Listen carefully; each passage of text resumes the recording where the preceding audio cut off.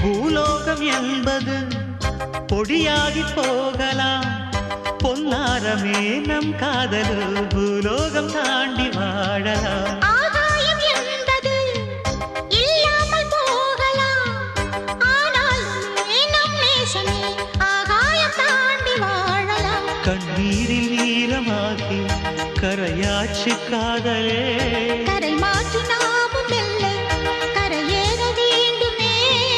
நாளை வரும் காலம் நம்மை கொண்டாடுமே.